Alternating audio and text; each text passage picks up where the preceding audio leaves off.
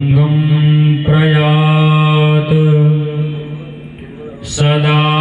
साधभूतेशरुद्रमहेशम् उमाशं गवाशं हिमालयनिवासं न चेनाचनाटं पिये घोटभङ्गा न चेनाचनाटं पिये घोटभङ्गा भुजङ्गे स अङ्गाधरे शीर्षगङ्गा भुजङ्गे स अङ्गाधरे शीर्षगङ्गा सदेवं न मे नागदेवं मदेवं सदैवं न मे नागदेवं अदेयं भयं भञ्ज भोले करे भक्तसेवम् अजन्मा अनोखा अधोरी अढङ्गा भुजङ्गेश अङ्गधरे शीर्षगङ्गा पूजे श्रावणमास्य कन्याकुमारी पूजन्ते पिपावे पियारी धरे ध्यान सोमं ॐ मतंगा भुजङ्गे स अङ्गाधरे शीर्षगङ्गा शिवं ताण्डवं नाच गौरीयताके अहो हाक हाके सिखी राजबाके पहाड़ पहाड़ मचा होड़दंगा भुजङ्गे स अङ्गाधरे शीर्षगङ्गा धमाधम न झूमे नचे खोल जटा धमाधम मधुमे उड़े केशलटा बजाते डमाडम डैरू मृदंगा भुजङ्गे स अङ्गाधरे शीर्षगङ्गा तताकं तके तीन लोकं दधके धुणोदेय संसारधोकं उमानाथ यावो उमामात संगा भुजङ्गे स अङ्गाधरे शीर्षगङ्गा जय योग जोगी जगी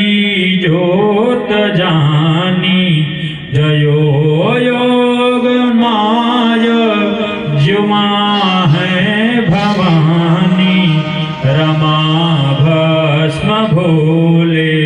भमे भंगरंगा भुजङ्गे स अङ्गाधरे शीर्षगङ्गा मखाड़ा धतूरा चढ़े और मेवा महादेव देव करे भक्त सेवा गुणं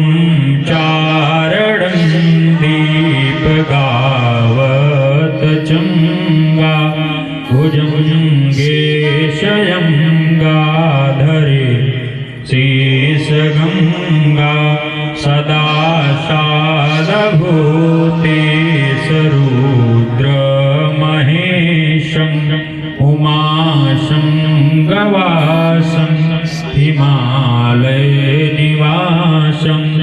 उमाशं शान्तवासं हिमालयनिवासम्।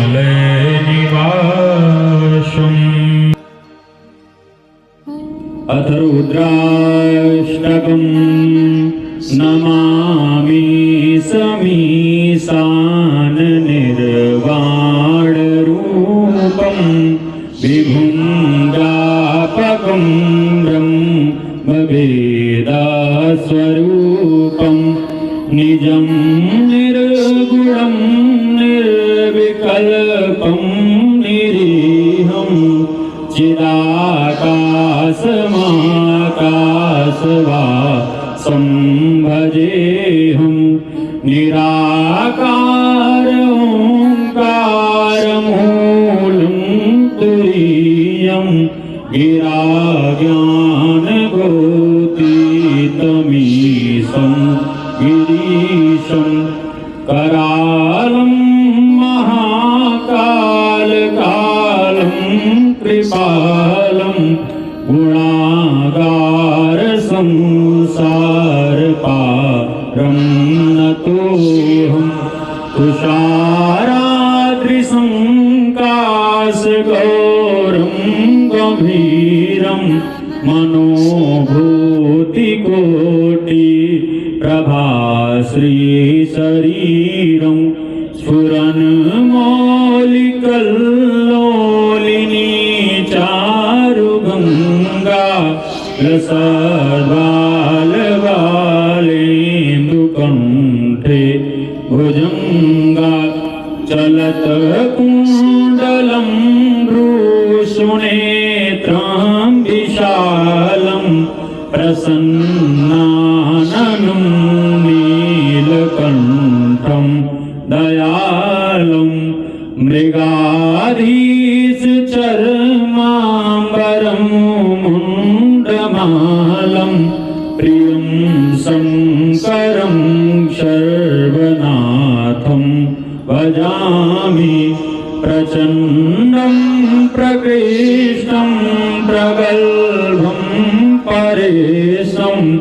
अखण्डम् अजं भानुकोटि प्रकाशं त्रयः शूलनिर्मूलनं शूलपाणि भजेऽहं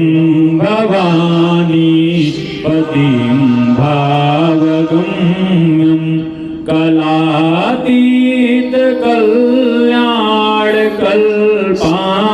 कलातीतकल्याणकल्पान्तकारी सदा सज्जनानन्ददाता पुरारी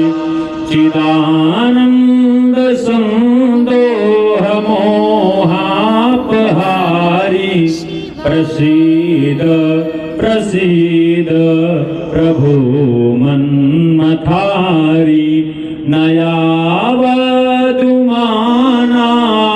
पादारविन्दं भजन्ते लोके परे वा नराणां न तावत्सुखं शान्तिसन्तापनाशं प्रसीद प्रभो सर्वभूताधिवासं न जानामि योगं जपं नैव पूजां न तोऽहं सदा सर्वदा शम्भतोभ्यं जराजन्मदुःखोगतातप्यमानं प्रभो पाहि आपन्नमामि सशम्भो प्रभो पाहि आपन्नमामि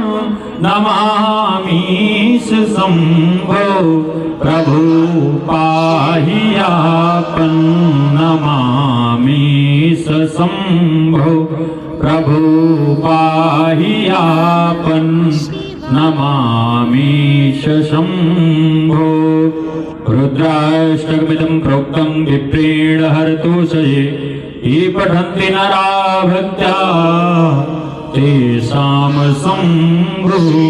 प्रसीदति। इत श्रीरुद्राष्टकं सदाशिवार्पणमस्तु।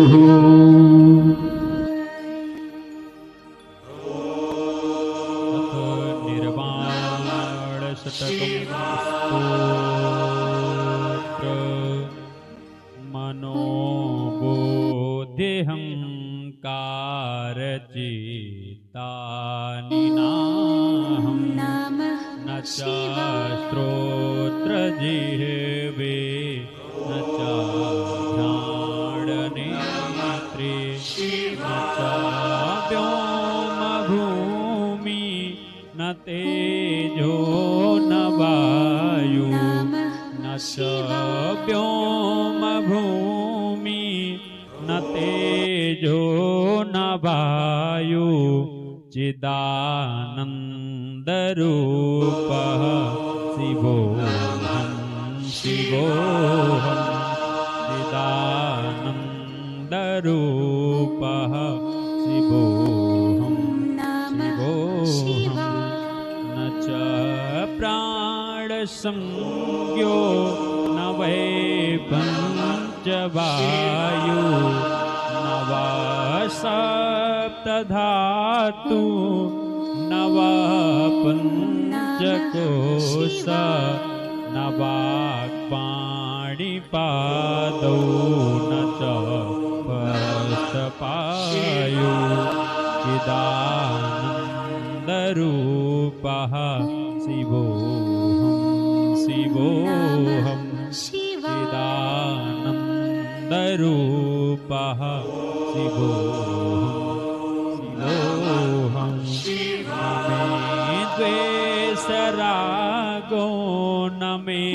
लोभमोहो मदो नैव मे नैव मात्सर्यभावा न धर्मो न चार्थो न कामो न मोक्षः चिदानन्दरूपः शिवोऽहं शिवोऽहं चिदानन्दरूपः शिवोऽहं शिवोऽहं न पुण्यं न पापं न सौख्यं न दुःखं न पुण्यं न पापं न सौख्यं न दुःखं न मन्त्रो न तीर्थं न वेदो न यज्ञा अहं भोजनं नैव भोज्यं न भोक्ता चिदानन्दरूपः शिवोऽहं शिवोऽहं चिदानन्दरूपः शिवोऽहं शिवोऽहं न मे मृत्युशङ्का न मे जातिभेदा न मे मृत्युशङ्का न मे जातिभेदा पिता नैव मे नैव माता न जन्म न बन्धु न मित्रं गुरुः नैव शिष्यं चिदानन्दरूपः शिवोऽहं शिवोऽहं चिदानन्दरूपः शिवोऽहं शिवोऽहम् अहं निर्विकल्पो निराकाररूपो अहं निर्विकल्पो निराकाररूपो विभूत्याप सर्वत्र सर्वेन्द्रियाणां सदा मे समत्वं न मुक्ति न बन्धः चिदानन्दरूपः शिवोऽहं शिवोऽहं चिदानन्दरूपः शिवोऽहं शिवोऽहं मनोबुद्धिहङ्कारचित्तानिवाहं चिदानन्दरूपः शिवोऽहं शिवोऽहं चिदानन्दरूपः शिवोऽहं शिवोऽहम्। इत श्री निर्वाणखट्पदं सम्पूर्णं सदाशिवार्पणमस्तु।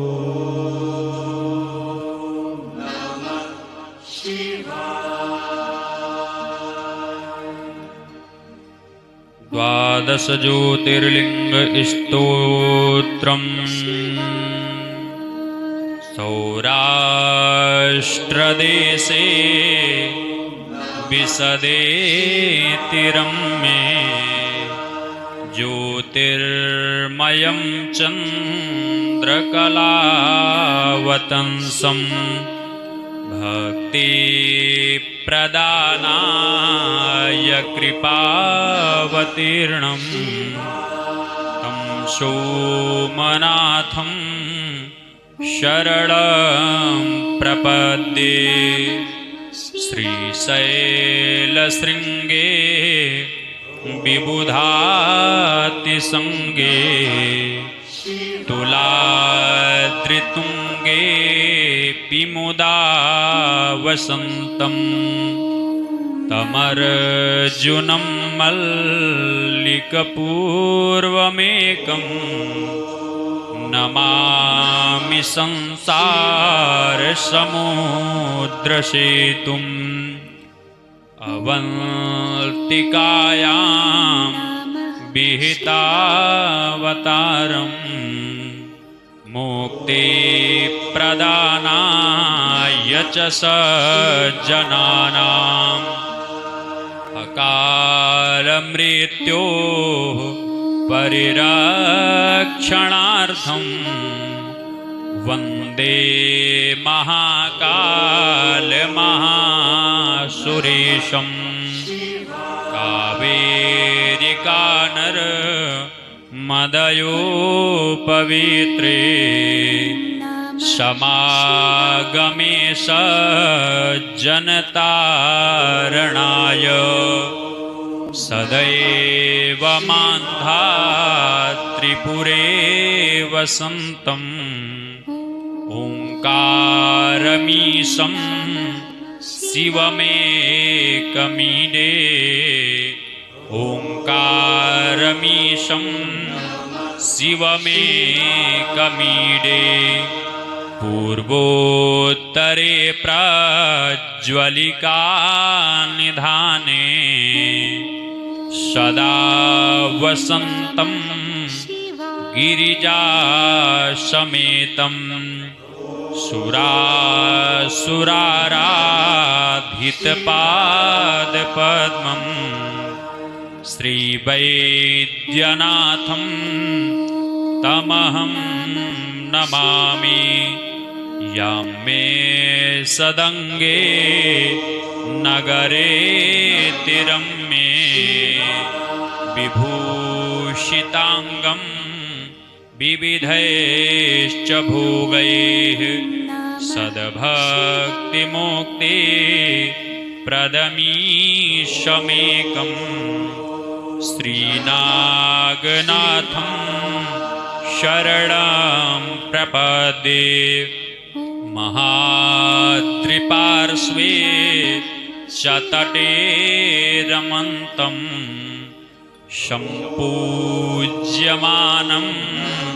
सततं मुनीन्द्रैः शुराशुरैर्यक्षमहोरगाद्यैः केदारमीशं शिवमेकमीडे सह्याद्रिशीर्षे विमले वसन्तं गोदावरीतीरपवित्रदेशे यद्दर्शनात् पातकमाशुनाशं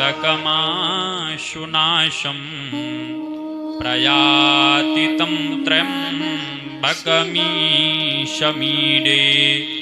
शुताम्रपर्णी जलराशियोगे निबध्यसेतुं विशिखैरसङ्ख्यैः श्रीरामचन्द्रेण समर्पितं तं रामेश्वराख्यं नियतं नमामि यं डाकिनीशाकिनिका समाजे निषेव्यमानं पिशिताशनैश्च सदैव मान्धा सदैव भीमादिपदप्रसिद्धं तं शङ्करं भक्तहितं नमामि शानन्दमानन्दवने वसन्तम् आनन्दकन्दं हतपापवृन्दं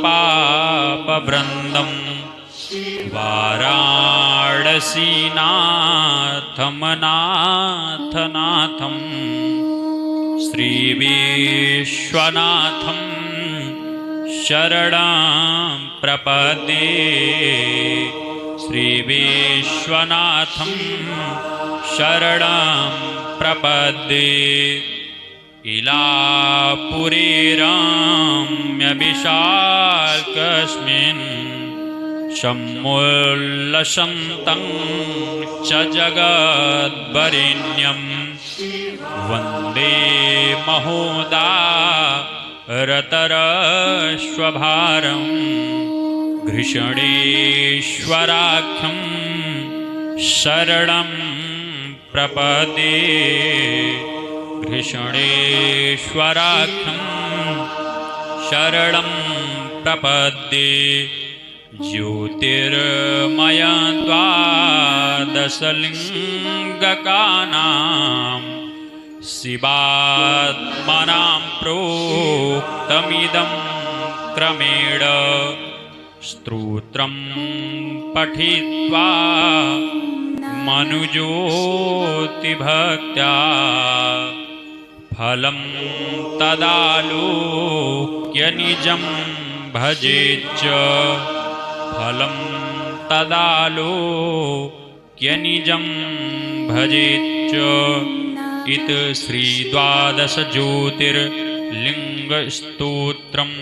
सम्पूर्णम्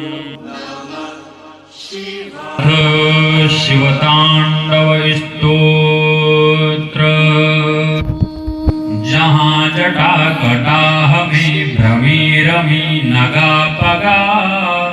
कपाल बीच बीच बीच वल्लरी डगा मगा धधक धधक जले उड़े जहाँ की बन्ही कर्ण के किशोर चंद्र मौलि में रहे रति प्रतिक्षणा जटावन प्रदेश से वही सुजन्नु बालिका पवित्र कंठ में पड़ी भुजंग तुंग मालिका डम डम डम डवाद्य नाद्य से ढला करे प्रचंड तांडवानुरक्त भक्त का भला करे नगादिनाथ नंदिनी विलास बंधु बंधुता भरे करे स्वभाव से मनः प्रसाद सिंधुता कृपा कटाक्ष मात्र से विनष्ट कष्ट जो करे वही दिगंबर स्वयं मनोविनोद को भरे जटाफणी फणामणि प्रकाश पीतिमा शुभा दिगांगनाननावलिप्त कुंकुमद्रव प्रभ गजासुर प्रमत्त सप्तकी त्वगुत्तरीयसात मे मनो विनोद पासके प्रभूत भूतनाथ मे समुज्ज्वल ललाट पावक स्फुलिंग गम्य हे अनंग भंगकारी देवनायक प्रणम्य हे जटाल ज्वाल जाह्नवी शुभाल बाल चंद्रमा महाकपाली देह में समोद संपदा शुमा सहस्रलोचनादि मौलि मध्य पुष्प जो चढ़े पड़ी पराग राशि से पदारविंद है मढ़े पड़ी परारविंद से पदारविंद है मढ़े बंधी हुई जटा छटा सुशोभि सर्प जाल की कृपाशला बनी रहे चकौर बंधुवाल की विशाल भाल भाग आग धक धका रही वहाँ प्रचंड पंच बाण छार छार हो गया जहाँ नगेंद्र नंदिनी कुचाग्र चित्र कल्प शिल्पना प्रवीण लीन होश देव के हमें रहे बना अमानि सार्ध में गिरी नवीन मेघ की घटा तथैव नीलकंठ की विराजती शुभ क्षटा प्रसन्न जो शुरापगाव चर्म सन्निधान से कला निधान विश्वनाथ दे समृद्धि शान से प्रफुल्ल नील नीरजावली जहाँ की श्याम है सुदीर्घ नील कंठ कंध जो महाभिराम है भजू उसी स्मरारि को पुरारी अंधकारी को भवारी को मकारी को गजारी अंधकारी को द्विरेफ जो समस्त मंगला कला कदम्ब के कलीरस प्रवाह पान में बिना विलंब के भजूं उषुई पुरारी मंथतारी यज्ञहारी को गदारी अंधकारी दुःखचारी अंधकारी को शिरस्त धूमते हुए भुजंग श्वास से जहाँ कराल भाल भाग की प्रदीप्ति बन्ही है जहाँ धिमि धिमि मृदंग मंगल ध्वनि प्रसत्त की जय त्रिलोचन प्रचंड तांडवानुरक्त की जय प्रचंडवानुरक्त तांडवानुरक्त प्रचंड की फणी मणीन्द्र भालया शिला प्रसून तल्प में शखारी रत्न धूलिया तृणाब्जी नेत्र कल्प में प्रजा तथा प्रदेश में जमा समान ध्यान हो कलाशला प्रमोद से गिरीश सर्वगान हो कलाशुरा पगा तड़े सुबुद्धि से समृद्धि हो शिवेति मंत्र को जप शिरस्थ पाणी बद्ध हो जिसे की पास की सौभाग्य से विलोल लोचना वही उचारता रहूं सदा सुखी रहूं बना सुरेश देश नारी मौली मल्लिका कदम्ब की पराग राशि योषणता बढ़ी भवावलंब की महासुशोभितांग कांति चित्त हारिणी बने दिव्यानि शीतमि विनो मनोदकारिणी प्रचंड वाग्निसी प्रभावती शुभप्रद महाष्ट सिद्धिकामी जन प्रकीर्तिता सदा शिवेति मंत्रभूषण शिवा विवाह काल की ध्वनि त्रिलोक लोकनाशिनी बने कपाल की महामहान स्तोत्र जो की व्यक्ति भक्त लीन हो पढ़े तथा स्मरे सदा समस्त दुःखहीन हो महामहेश का विशुद्ध धाम है उन्हें बना विमोहनार्थ प्राणी मात्र के गिरीश चिंतना सद्य प्ररूप शशिवपूजनयंत में लंकाधिराज कृत पूजन जो पढ़ेंगे श्री शंभुजी रथ गजेंद्र तुरंग युक्त लक्ष्मी सदैव उनके घर में धरेंगे।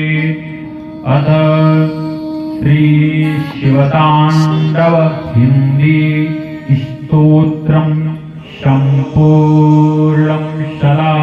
शिवार्पणमस्तु।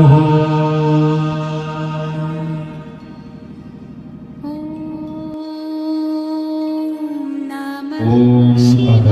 अन्नपूर्णादेवी स्तोत्रम् नित्यानन्दकरी वराभयकरी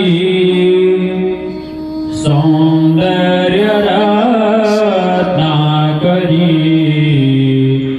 निर्धूता किल घोर पावनकरी प्रत्यक्ष माहेश्वरी प्राणेयाचल वंश पावन करी काशीपुराधीश्वरी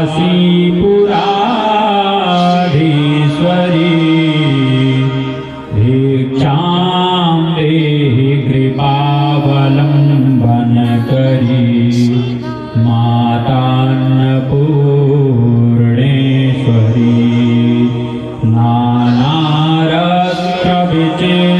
नानारत्नविचित्रभूषण करी हेमाम्बराडम्बरी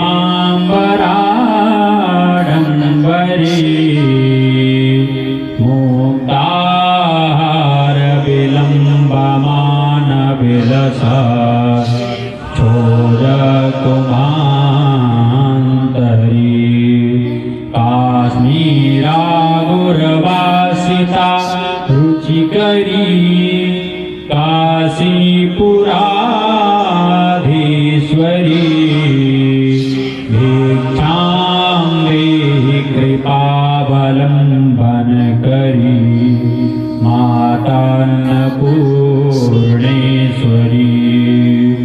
योगानन्दकरी रिपुक्षयकरी धर्मार्थनिष्ठाकरी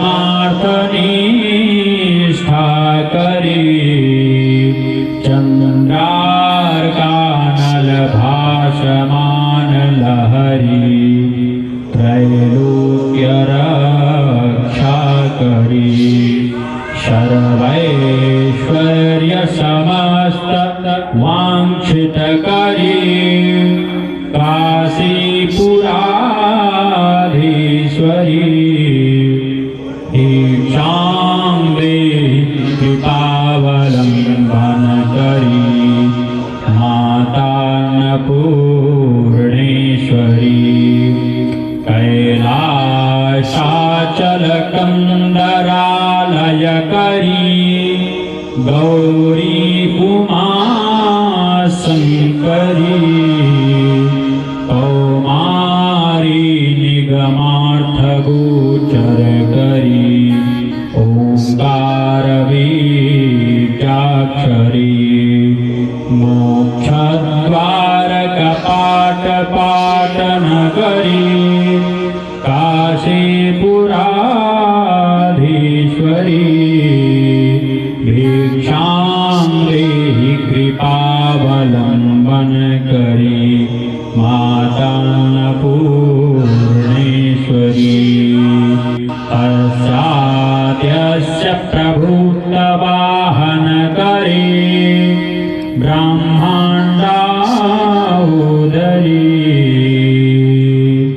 कौमारी लीलानाटकसूत्रभेदन करी दिव्यादीपाङ्कुरी श्रीविश्वेशमनप्रसादन करी काशीपुराधीश्वरी भिक्षां देहि कृपावलम्बन करी मातान्नपूर्णेश्वरी उर्वी सर्वजनेश्वरी भगवती मा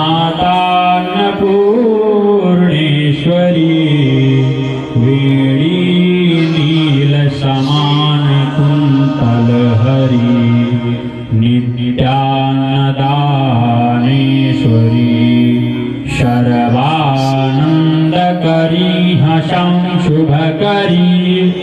काशीपुराधीश्वरी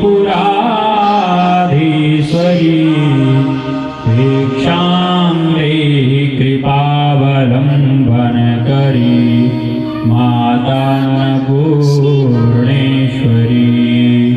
आदिक्षान्त समस्त वर्णन करी शंभो स्त्रीभावा करी काश्मीरात्रिजलेश्वरी त्रिलहरी नित्याङ्कुरा शर्वरी कामाकाङ्क्षकरी जनोदयकरी काशीपुराधीश्वरी भिक्षां देहि कृपावलम्बन करी मातान्नपूर्णेश्वरी देवी सर्वविचित्ररत्नरचिता दाक्षायणी सुन्दरी वामाश्वादुपयोधर प्रियकरी सौभाग्यमाहेश्वरी भक्ताभीष्टकरी दशाशुभकरी काशीपुराधीश्वरी भिक्षां देहि कृपावलम्बन करी मातान्नपूर्णेश्वरी चन्द्रार्कानलकोटिकोटिसहसा चन्द्रांशुबिम्बाधरी चन्द्रार्काग्निशमानकुन्तलहरी चन्द्रार्कणावर्णेश्वरी माला पुस्तकपाशसाङ्गकुशधरी काशीपुराधीश्वरी भिक्षां देहि कृपावलम्बन करी मातान्नपूर्णेश्वरी छत्रत्राणकरी महा अभयकरी माता कृपासागरी साक्षान्भोक्षरी सदा शिवकरी विश्वेश्वरी श्रीधरी दक्षाक्रन्दकरी निरामयकरी काशीपुराधीश्वरी भिक्षां देहि कृपावलम्बन करी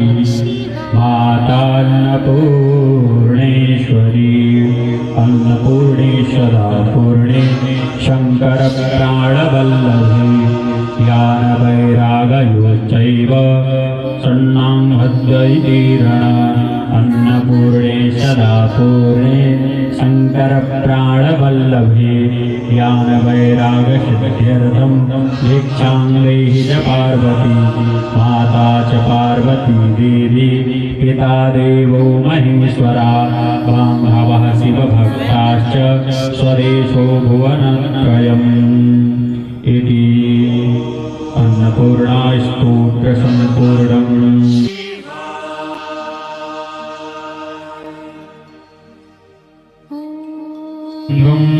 प्रयात सदा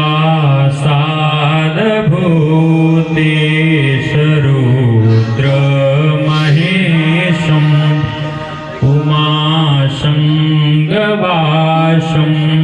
हिमालयनिवासं न चेनाचनाटं पिये घोटभङ्गा न चेनाचनाटं पिये घोटभङ्गा भुजङ्गे स अङ्गाधरे शेषगङ्गा भुजङ्गे स्वयङ्गाधरे शेषगङ्गा स सदेवं न मे नागदेवं मदेवं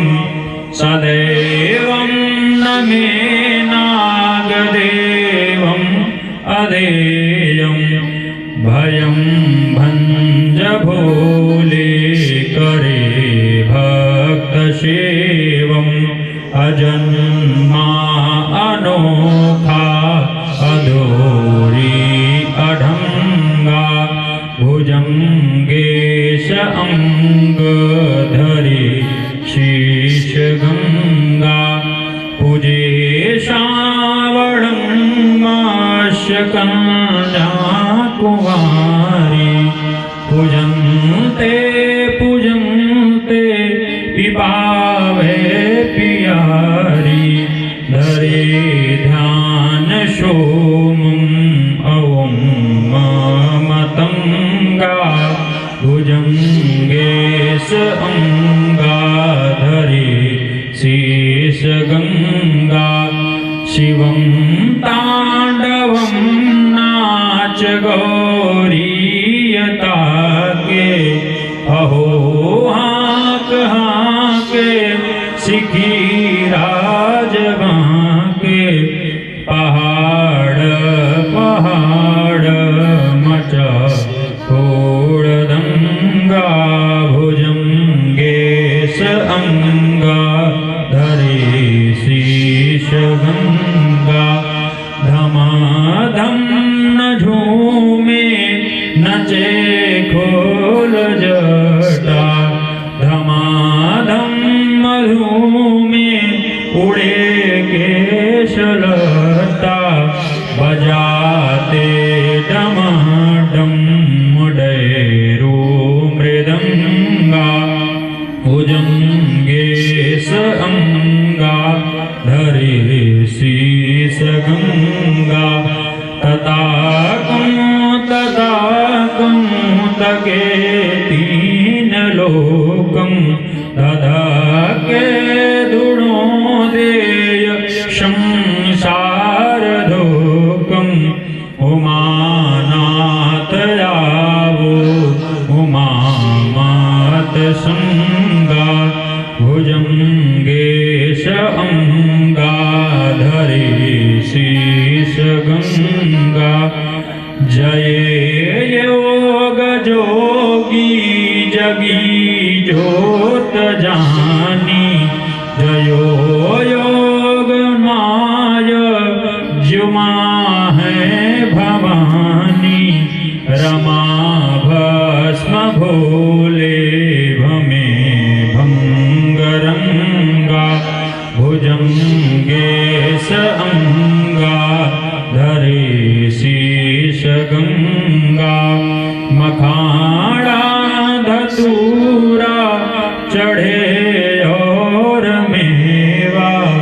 महादेव देव करे भक्त सेवा गुणं चारणं दीप गावत चंगा भुजंगेशयंगा धरे शीश गंगा सदा शादभूतेशरुद्र महेशं उमाशं गवासं हिमालय निवासं उमाशं तवाशं हिमालय निवासम् नमः शिवाय। द्वादश ज्योतिर्लिंग स्तोत्रम् सौराष्ट्रदेशे विशदे तिरम्मे ज्योतिर्मयं चन्द्रकलावतंसं भक्तिप्रदानाय कृपावतीर्णं तं सोमनाथं शरणं प्रपद्ये श्रीशैलशृङ्गे विबुधातिसङ्गे तुलाद्रितुङ्गे मुदा वसन्तम्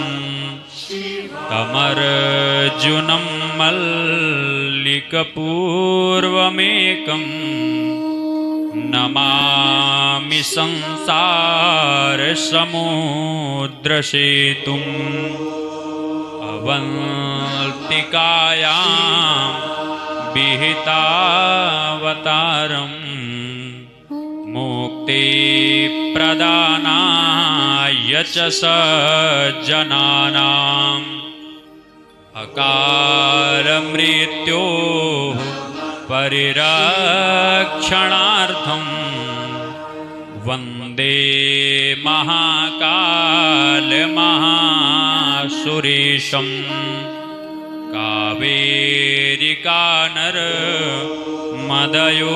कावेरिकानर्मदयोपवित्रे समागमे सज्जनतारणाय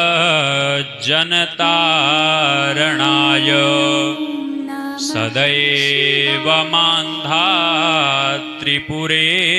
वसन्तम् ओङ्कारमीशं शिवमेकमीडे ओङ्कारमीशं शिवमेकमीडे पूर्वोत्तरे प्रज्वलिका निधाने सदा वसन्तं गिरिजासमेतं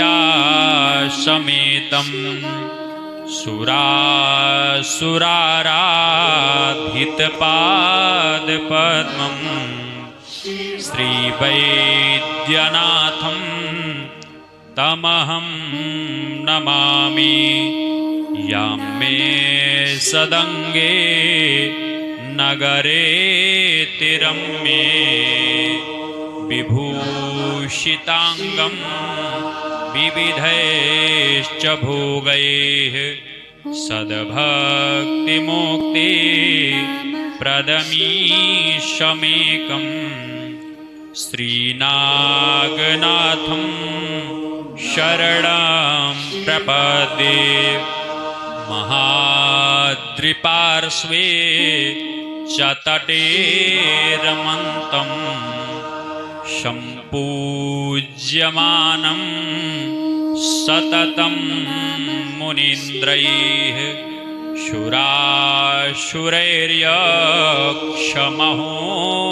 शुराशुरैर्यक्षमहोरगाद्यैः केदारमीशं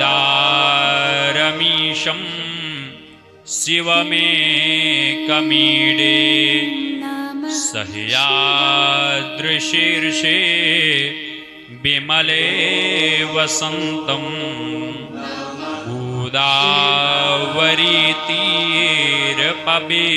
गोदावरीतीरपवित्रदेशे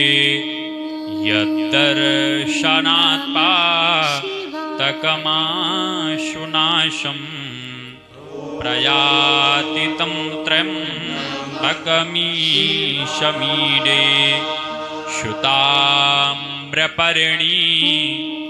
जलराशियोगे निबध्य सेतुं विशिखैरसङ्ख्यैः श्रीरामचन्द्रेण समर्पितं तं रामेश्वराख्यं नियतं नमामि यं डाकिनीशाकिनिका समाजे निषेव्यमानं पिशिताशनैश्च सदैव मान्धा सदैव भीमादिपदप्रसिद्धं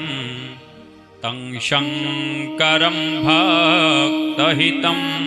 नमामि सानन्दमानन्दवने वसन्तम् आनन्दकन्दं हतपापवृन्दं वाराणसीनाथमनाथनाथं श्रीविश्वनाथं शरणं प्रपद्ये श्रीविश्वनाथं शरणं प्रपद्ये इलापुरे रम्यविशालकस्मिन् समुल्लसन्तं च जगद्वरेण्यं वन्दे महोदारतरश्वभारं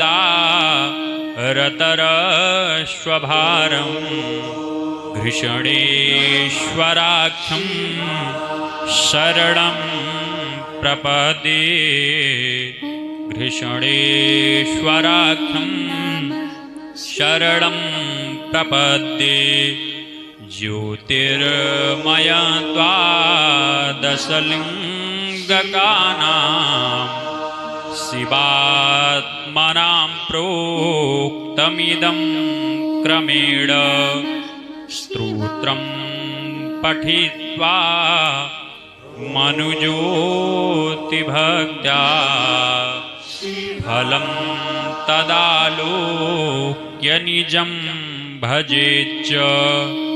फलं तदालोक्य निजं भजेच्च इति श्रीद्वादशज्योतिर्लिङ्गस्तोत्रं सम्पूर्णम्। शिवताण्डवस्तोत्र जहाँ जटा कटाह में भ्रमी रमी नगा पगा कपाल बीच बीच बीच वल्लरी डगा मगा धधक धधक जले उड़े जहाँ की वन्य कर्ण के किशोर चंद्र मौलि में रहे रति प्रतिक्षणा जटावन प्रदेश से वही सुजन्नु बालिका पवित्र कंठ में पड़ी भुजंग तुंग मालिका डम डम डम वाद्य नाद्य से ढला करे प्रचंड तांडवानुरक्त भक्त का भला करे नगादिनाथ नंदिनी विलास बंधु बंधुता भरे करे स्वभाव से मनः प्रसाद सिंधुता कृपा कटाक्ष मात्र से विनष्ट कष्ट जो करे वही दिगंबर स्वयं मनो विनोद को भरे जटा फणी फणामणि प्रकाश पीतिमा शुभा दिगांगनानना बलिप्त कुंकुमद्रव प्रभा गजासुर प्रमत्त की त्वगुत्तरीय सातमे मनो विनोद पास के प्रभूत भूतनाथ में समुज्ज्वल ललाट पावक स्फुलिंग गम्य हे अनंग भंगकारी देवनायक प्रणम्य हे जटाल ज्वाल जाह्नवी शुभाल बाल चंद्रमा महाकपाली देह में समोद संपदा शुभा सहस्रलोचनादि मौलि मध्य पुष्प जो चढ़े पड़ी पराग राशि से पदारविंद है मढ़े पड़ी परारविंद से पदारविंद है मढ़े बंधी हुई जटा छटा सुशोभि सर्प जाल की कृपा सदा बनी रहे चकौर बंधुबाल की विशाल भाल भाग आग धक धका रही वहाँ प्रचंड पंच बाण छार छार हो गया जहाँ नगेंद्र नंदिनी कुचाग्र चित्र कल्प शिल्पना प्रवीण लीन हो सदैव स्नेह में रहे बना अमानि सार्ध में गिरी नवीन मेघ की घटा तथैव नीलकंठ की विराजती शुभ छटा प्रसन्न जो शुरापगाव चर्म सन्निधान से कला निधान विश्वनाथ दे समृद्धि शान से प्रफुल्ल नील नीरजावली जहाँ की श्याम है सुदीर्घ नील कंठ कंध जो महाभिराम है भजू उसी स्मरारि को पुरारी अंतकारी को भवारी को मखारी को गजारी अंधकारी को विरे भजो समस्त मंगला कला कदम्ब के कलीरस प्रवाह पान में बिना विलंब के भजू उषुई पुरारी मंथतारी यज्ञहारी को गजारी अंधकारी दुःखकारी अंतकारी को शिरस्त धूमते हुए भुजंग श्वास से जहाँ कराल भाल भाग की प्रदीप्ति बन्ही है जहाँ धिमी धिमी मृदंग मंगल ध्वनि प्रसत्त की जय त्रिलोचन प्रचंड तांडवानुरक्त की जय प्रचंडवानुरक्त तांडवानुरक्त प्रचंड की फणिमणीन्द्र भालया शिला प्रसून तल्प में शखारी रत्न धूलिया तृणाब्जी नेत्र कल्प में प्रजा तथा प्रजेश में जमाशमान ध्यान हो कलाशला प्रमोद से गिरीश सर्वगान हो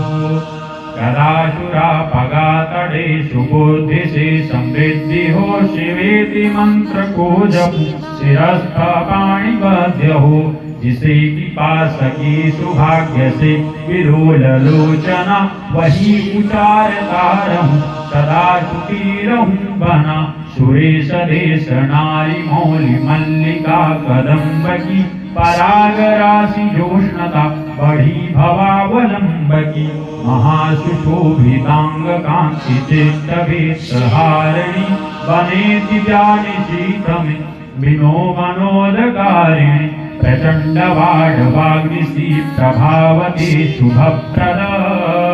महाष्ट सिद्धिकामी जन प्रकीर्तिता सदा शिवेति मंत्रभूषण शिवा विवाह काल की ध्वनि त्रिलोक लोकनाशिनी बने कपाल की